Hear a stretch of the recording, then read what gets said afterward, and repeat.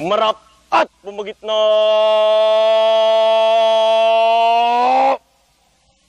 God!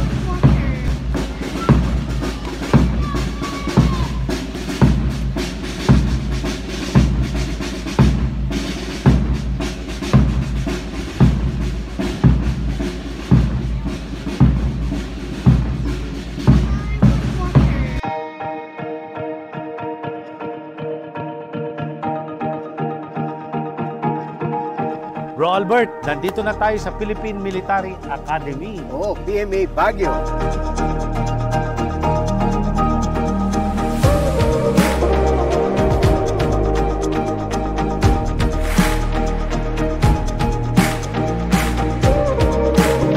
Tingnan natin kung ano ang mga pagbabago sa loob dahil napakatagal ng panahon mula nung ako ay nag-graduate dito. Aling year ka ba nag-graduate? 1989. Pumasok ako 1985. Definitely marami ng pagbabago dyan. Mga lugar na natatanda mo, baka ilayos na, o inilipat na, o mas pinagkita.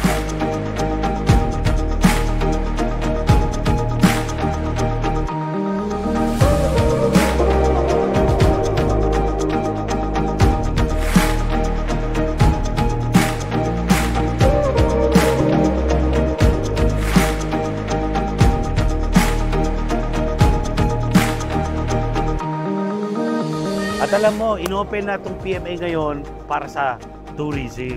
Ah, yun ang maganda. So marami tayong makikita ngayon. Tara na! Oh, ikaw host ngayon, ha? Okay. So, Okay, tour guide. tara. Okay. Turo mo sa amin.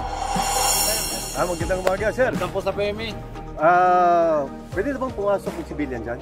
Pwede po sir, open po kami sa mga tourist. Oh, wow. Mga anong oras naman ang open? Nag-umpisa? Open po kami ng alas 8 sir, Ng umaga, hanggang alas 3 po. ng hapon. Oo sir, pero may mga cap-regulation po kami sir. Dapat Basahin natin. Ano ba sa natin? Oo. Hindi, alam ni sir kung ano ba ang up-regulation. Una, una po sir, pag may sasakyan po kayo, maka-roll down po yung window Window. para makilala po namin kayo. okay. Tapos yung mga compartment sir, kailangan nakabukas. Bukas. And may dress code din po kami sir dito. Bawat po yung nakachinelas. Ayan, Oo, okay tayo. Rubber stand. Bawat po yung mga nakasando sir. Eto, nakapang-hiking kami at saka nakapang-lamig. Yung pagkain sa loob, may mabibilang pagkain dyan. Concessionaire po kami sa taas sir. At yung mga souvenir. Mga tourist po. Eh, ano yung binibigay ni Kuyang, ni Sarge? Ito sir yung parang pass sir ng mga sasakyan para makapasok sila. Pero pag walk-in, wala na yan. Sige, lapitan nga natin yung mga regulation. Sige, silipin natin. Baka mamaya. Sir, hindi thank tayo you, papasa. Thank you. Salamat. Wonderful Pinas, ganda'y sadyang wagas. Oh, may mga camp regulations, no? Ayan, oh. Hindi, ito. Ito. Ayaw, baliktad. Mas mahaba. Baba, ito. Mas marami tayong sasabihin. Hindi, ito yung bago. Ito yung dati. Okay. Bago ngayon. Okay, ready?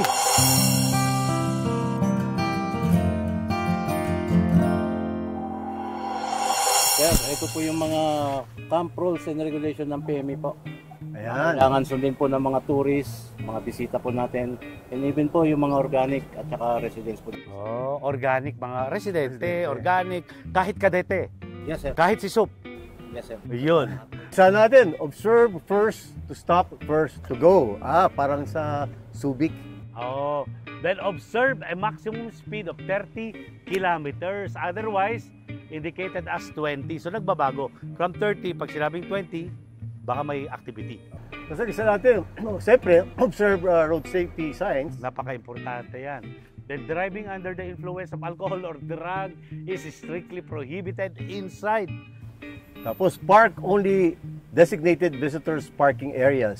And do not enter off limits Okay, take note. Off-limit areas or restricted areas for your safety. Ibig sabihin, Bok, bawal ang pasaway. Pasaway.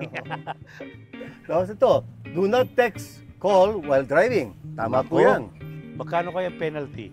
Papalabasin. Kasi sa labas, mahal eh. Oo. May penalty yan. At saka for their safety also, kasi mahirap din yung nagte-text agad rin. Watch out for hazards when walking around. Anong klaseng mga hazards? Ano ba yung mga hazards dito? Meron bang mga...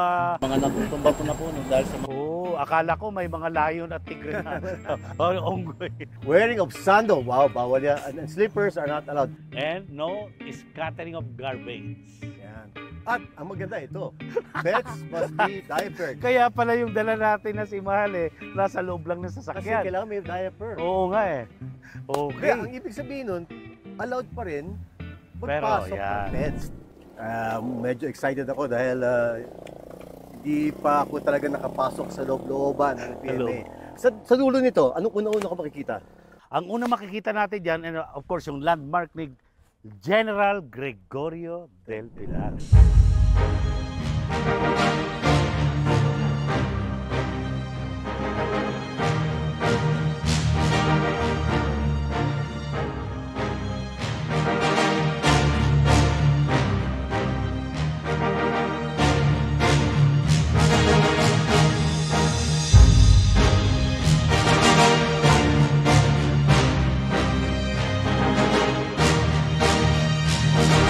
Kaya nga ang tawag dito ay Gregorio del Pilar.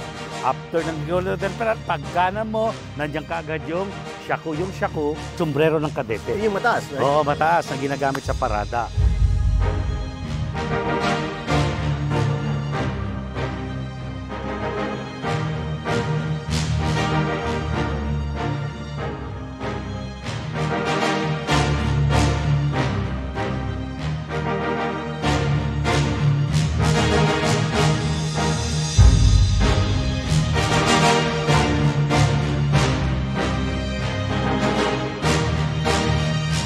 Lagi nga kami nagpapapicture dyan paulit-ulit. At yan din ang paborito na pagpicturean ng mga bisita natin.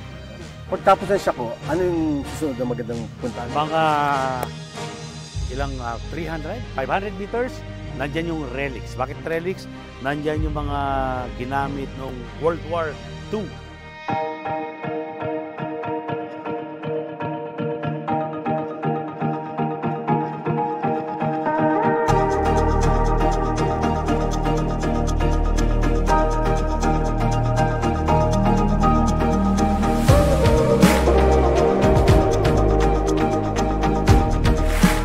Tangke de guerra. Display. Oo. Parang tangke lang malala ko, mga kanyon.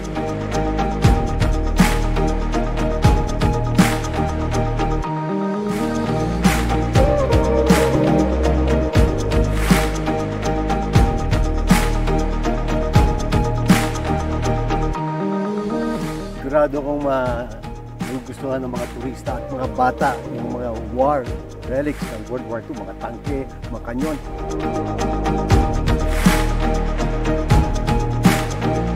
Ginamit ng Korean War, no? Baka World War II pa nga yun eh.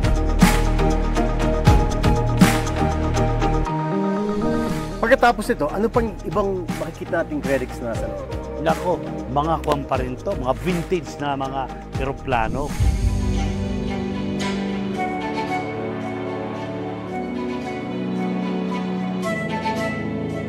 Eroplano, mga Jets.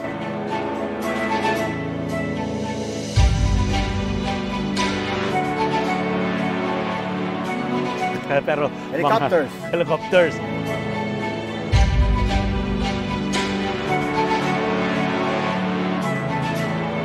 Generos, nung time mo dito, nung 1985, ano yung pagkakaibang napansin mo? Kamukha, yung barracks mo, nagbago ba o ganun pa rin? Napakalaki ang pagbabago. Oo, ngayon noon talagang luma pa one level lang. At isa pa lang ang 3 levels yan dati. Ay, maalala ko yung parang pinaka-admin, pinaka-headquarters. Ngayon, halos lahat na ay high-rise. So, modern na siya ngayon. Wala na yung mga makalumang barracks ng kadete.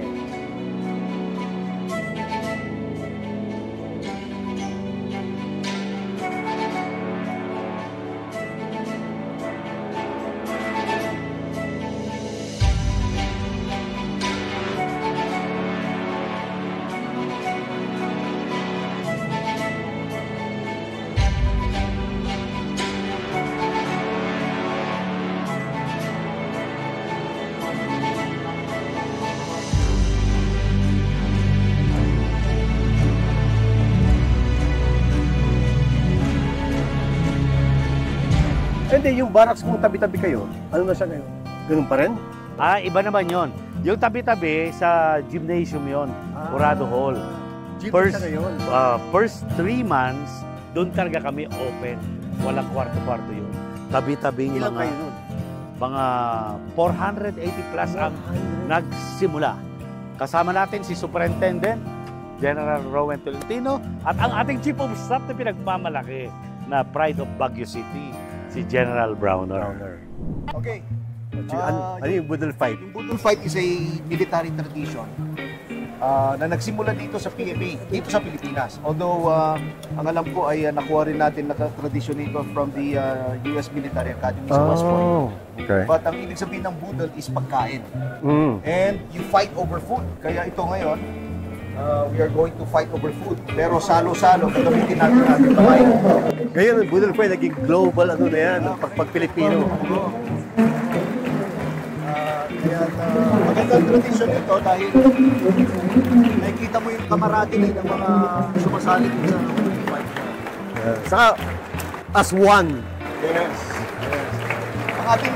Ang ating presidente mismo ay mahilig din makibudol fight sa mga sundalo natin. It shows the solidarity of the AFP with our commander-in-chief And camaraderie. and camaraderie. Ayan. Oh, amazing. So, kakain tayo. Totoo to, seryoso to. Seryoso na to.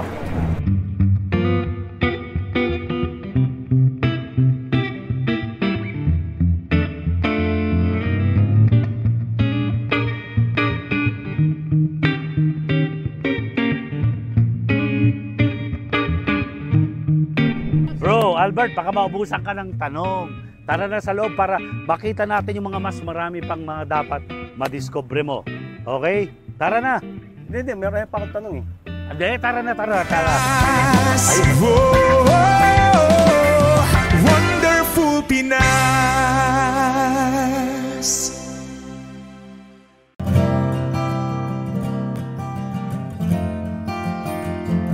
Mga kasambahay, kung nagtataka kayo kung bakit kami naka-formal barong, dahil nandito po kami para umattend ng ceremony Ating mista sa si PMA. General. Lieutenant General Rowan S. Tolentino, ang superintendent ng PMA. At kasama rin natin, Wonderful Pinoy. Wonderful Pinoy, walang iba kundi si... Mga kasambahay, nandito po tayo sa bahay ng isang napaka-popular personality dito ngayon sa Baguio, si Mr. Joel Cruz. Hello po, kumusta na? Hi, Albert. Hi, finally, nag-meet din tayo. First time? First time. Buti naman naimbitahan mo kami dito sa lugar mo at very, very impressive. Ikaw ba talagang taga Baguio? Hindi ako taga Baguio. Originally? Manila kami, Sampaloc, Manila. Pero ang parents ko, Bulacan. Pareho tayo. Kalumpit. Okay, mother ko Bustos, father ko Angat. Pero favorite ko ang Baguio kahit bata pa ako, no, college, high school. Ito na gusto kong puntahan lagi, pasyalan. At syempre, noong time na yon, wala kang ganito. Nag-rent ka lang ng mga lodging or hotel, yun. Pero sabi ko, dream ko yon na magkaroon ako ng dream house dito kasi napakalamig na to ng Baguio. Itong pinaka-favorite ko sa buong Pilipinas. Second ang Tagaytay. Sabihin natin, gusto ng mga tao sa Baguio, lamig, fresh air, may pine tree. Other dun sa tatlo, ano pang ibang rason kung bakit Baguio? Bakit? Yung feelings no? Kasi sabi mo nga, given yung malamig na lugar, ang daming pine trees, andyan ang nature. So yung feelings mo, ibang-iba, na hindi mo makikita to sa Maynila eh. Diba? Yung lamig, hindi mo ma-experience sa Maynila na ganito. Tapos makakita ka ng pine trees, siguro bilang na bilang lang sa Manila, yung gano'n, no? Dito, fresh ang air. So, iba yung pakiramdam mo dito, parang gusto mo mag-retire dito, gusto mo dito talagang bukang mahahaba buhay mo sa Baguio dahil ang ganda ng climate, yung gano'n. So, talagang pipiliin mo ang Baguio. Alam niyo sa mga kasambahay, no? Una-una, libre ang mangarap. So, pag may pangarap tayo, talagang isipin na natin mabuti ang ating pangarap at tutuparin yan, matutupad yan kung talagang nakafocus tayo sa ating dream na yan. And kagaya ko, humble beginning, nag-start sa isang tindahan, So, kaya nyo rin to. Yung kahit na small capital lang, basta alam nyo lang kung ano yung passion. When I say passion, kung ano talagang gusto nyo na gagawin na produkto or serbisyo, na talagang kahit mapuyat kayo, hindi kayo tatamarin. Andiyan pa rin yung energy nyo kasi mahal na mahal nyo yung ginagawa nyo. Andun yung puso ninyo. Kaya alamin nyo kung ano yung passion ninyo. And no worries kung mag-start sa humble beginning, kahit maliit pa lang, lalaki rin yan. And at the same time, pag lumalaki na, kumikita na, huwag mo nang magastos na bili ng bili kung ng ano-ano. I-focus natin ang kapital natin, ang pera natin sa negosyo. Dito natin muna palaguin ang ating negosyo. Meron kasi iba, andun na agad yung mga pangarap ng magandang sasakyan, magandang jewelry, magandang bahay, yung gano'n. Darating yan. Hintahin natin. Palakihin muna natin ang ating negosyo. At the same time, siyempre pag may mga empleyado tayo, mahirap din ang palit ng mga empleyado. Kaya dapat itrato natin silang pamilya, mahalin din natin. Kung alam natin kumikita ang ating hanap buhay, ako sa company ko may profit sharing na eh. No, talagang hindi lang yung salary nila, no, pati pag may income ka talaga na meron sila para nararamdaman nila. Kaya for the past 24 years ng business ko, nandyan pa rin sila, kasama ko sila. So, ganun dapat, hindi mahirap kasi pagpalit tayo ng palit ng mga empleyado. And you have to be very competitive, be original, huwag kayong manggagaya, no? Maganda yung original kayo, artistic kayo, na kaya kahit magluluto kayo, let's say, ng spaghetti, huwag na yung lagi nakikita yung spaghetti. Gawa kayo ng something na talagang special, may niche, no? Kayo lang talaga nakaisip nun, yun para mag-stand out kayo sa iba. Yun yung mga bagay na tip ko sa inyo. And good luck, of course, kasama ang ating panalangin sa taas. Hindi lang maganda, hindi napakaganda at inspiring talaga. Very inspiring. Thank you. Pati ako natuto doon, ha? Ako rin. Ayos. Wonderful Pinoy. Thank you. Bakit ba napakahalaga ng Baguio sa mga Balinenyo? Di ba? Dahil sa Manila, mainit. Siyempre, ito yung summer capital. Bakit tinawag na summer capital? Pag mainit, umakyat sa Baguio ka agad para automatic yun. Magpalamig. Para lang yung mga pumapasok sa mall pag mainit eh. Ginagawa ng Baguio yung mall.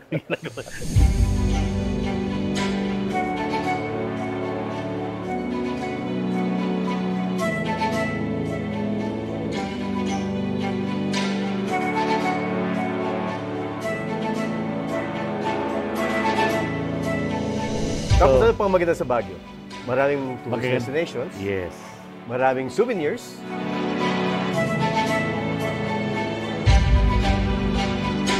Mura din ang pagkain Mura dito. pagkain at Wonderful people of Baguio City. Yan. the smiling people of Baguio. Mga Igorot, mga Ilocano, napipintas, natataraking, nagagwapo, na kalalakihan at mga nagpipintas na kababayan. At yung mga gulay at bulaklak. Ano pa? Fresh flowers na winan sa Manila. Yung binabagsak sa Dangwa. Dito Na galing kinukuha sa Dangwa, kaya tinawag sa Dangwa. Kaya nga, nako-confuse ako din eh. Back in the siguro early 90s, pagpunta namin ng Baguio, automatic yan. Strawberries, ube, tapos shopping kami.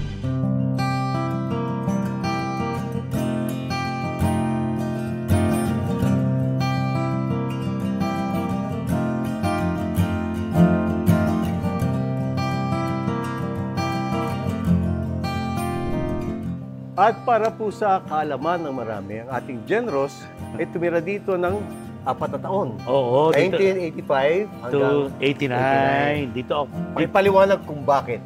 okay, 85 to 89, ibig sabihin 4 na taon yun. Dito po ako nagkadete sa Philippine Military Academy. At ikaw nga, nakikita ko rin kita sa TV eh. Ano? Dito ka rin eh, sa Baguio. Madalas kayo mag-shooting dito. Pero congratulations ha. You are now a member of PMA Class 89. Ayan. At ngayon naman, total, 4 na taon ka na dito sa Baguio. 4 na taon sa PMA. Ano naman yung Genros noon at Genros ngayon? Noon, para namang, siyempre 4 years ako dito, di ba? Bata pa kami noon, imagine, From high school, dumiretso ako dito. Isa ako sa pinakabatang pumasok dito sa PMA. Ilan taon ka nun? Kasi 17 lang namin. Pare-pareho kay 17? Yes, 16 kami nag-exam. 17 eksakto kami pumasok. So, bubut na bubut, kumbaga. At marami kami natutunan dito. Kung ano kami ngayon ay nagsimula sa foundation. After 38 years, 9 months sa active duty, of course, maraming salamat sa Panginoon dahil narating ko po yung 3 stars. Yan, or number 2 man ng Philippine National Police. Yun. At marami tayong pinagdaanan, mahirap, meron din na pinagdaanan ng mga challenging sa ating buhay. Pero very fulfilling kasi nagawa natin ng maayos ang ating career. Nakatulong tayo ng mas maraming kababayan natin at nagkaroon tayo mga iba't ibang programa na hanggang ngayon ay pinagpapatuloy ng mga pumalit sa atin. Mista ba o Bok tawag ko sa'yo? Parehas lang yun. Generic yung Bok, lahat ng graduates. Okay. Yung Mista, pagka mag-classmate. Tapos may bro pa. Wala na. Pagiging magkaibigan nyo. Ngayon, class 89. Ito yung isa sa batch or class ng PMA na napakarami. Sa pagkaalam ko, hindi ko naman alam yung iba. Makatao 89. Makatao 89, marami yung naging general sa grupo na to. Sino-sino? Si Chief of Staff natin ngayon, si General Romeo Brownor. Correct. Of course, yung dati nating Chief PNP, si General Azurin. Ang dati nating Commanding General ng Philippine Army, si General Canlas. Okay. Tapos, ang ating kasalukuyan na Flag Officer in Command ng Philippine Navy, Admiral June Adasi. Yan. At, of course, sa Philippine National Police, number 2, si General Malayo, and ang iyong kaharap. Number 2. Number 2. No, 3-star. 3-star. At maraming 3 stars, maraming 2 stars, may mga USEC din tayong mga mista ngayon. Nag-graduate ng PMA. USEC Jun Torres, USEC Terapenya ng DNR, si USEC Ariel Capulutan, at marami ring ASEC, at direktor ngayon sa iba't ibang ahensya ng ating gobyerno nung kami ay nag-retire. Ikaw naman tanungin ko, Bok Albert. Mista? Yeah, mista talaga. Yan na nga ang tatanungin ko Bakit mo naman nagustuhan na maging kasapi or honorary member ng Philippine Military Academy?